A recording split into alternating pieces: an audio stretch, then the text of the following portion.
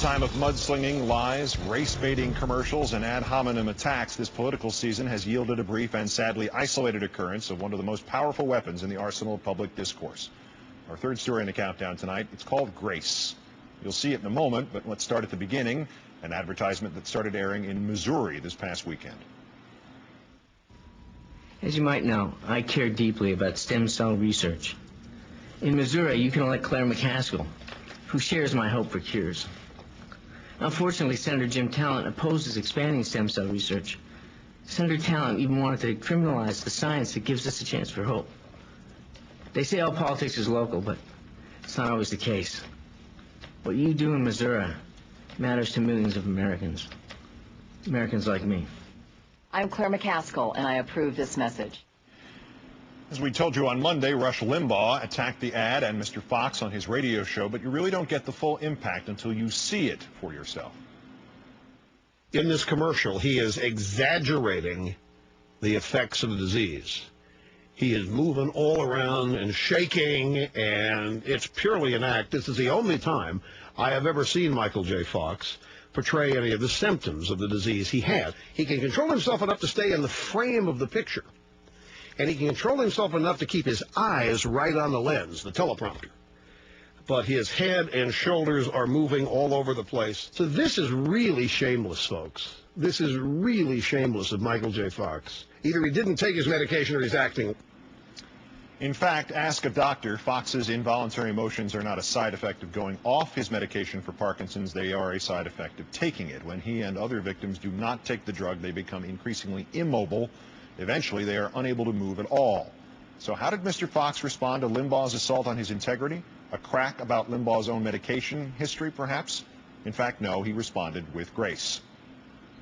It's hard for people, and I understand it's difficult for people that don't have Parkinson's or don't know about Parkinson's to understand the symptoms and the way they work and the way medication works.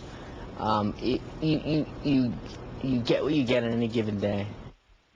Rather than retract his baseless and factually incorrect assaults on Fox's integrity, Limbaugh first said he would apologize, quote, if I am wrong.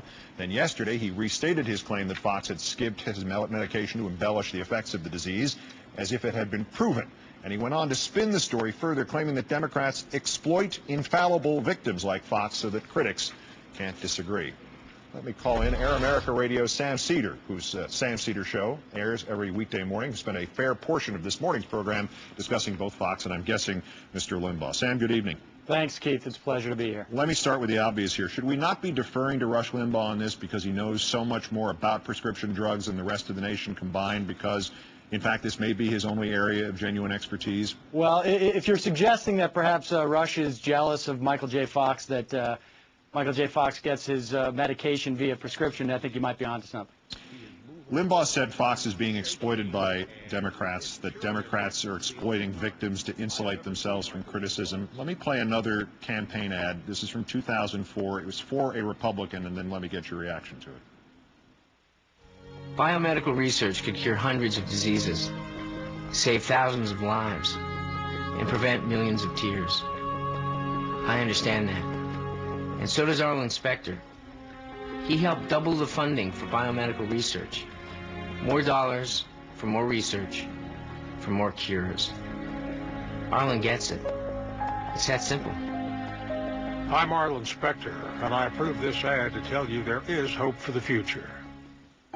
So, Sam, I'm assuming Mr. Limbaugh at some point threw the victim exploitation claim at the Republicans for that Michael J. Fox ad? Not that I can recall, Keith. I mean, I think that the bottom line here is what you have is conservatives are very worried that people will actually see the real-world implications of their policies. I mean, there's the same reason why we can't see the caskets of our troops that come back from Iraq. It's the same reason why they attack 16-year-old pages for being subjected to child predators in Congress. I mean, this is all part of the fantasy world that they have to create for their followers, or people just won't subscribe to the ideology. We always try to see tipping points in politics. Bush had Katrina, Nixon had the Saturday Night Massacre. Was this just Rush Limbaugh's? I mean, he attacks a scandal-free actor who has a terrible disease, accuses him of faking it, issues a phony apology, comes back the next day and says he is faking the disease. Certainly even some of his own adherents have to now view Limbaugh as was elegantly phrased by Harvey Levin today, as an oxymoron. Well, you know, I actually don't think it is a tipping point for him. I mean, I think he may lose some people at the margins, but this is what his audience needs. They need to be inoculated from the real-world truths of what the policies that the Rush Limbaughs of the world espouse. I mean, if they see these things, they need Rush to be there to give them an excuse to not take it seriously, and Rush provided it for him today. You know, he basically said disease is a liberal plot, and the reason why Iraqis are fighting each other is because they want the Democrats to win. It actually allows his listeners a free pass on what reality is really about. Do you think this sort of underlines in a bright red ink the ties between the Republican Party and most of talk radio, that somebody had said to Limbaugh, we need you to hit Michael J. Fox, and he would just go ahead and do it without realizing he'd wind up hurting himself to this degree? I actually think it's more of a cautionary tale of prolonged use of hillbilly heroin mixed in with handfuls of Viagra. I mean, I think he's off the reservation on this thing. I actually think that Karl Rove is pretty upset about this because, I mean, look at all the publicity that ad has generated. It's now a national issue where otherwise it would have been isolated in a couple of senatorial races. I think he's off base here.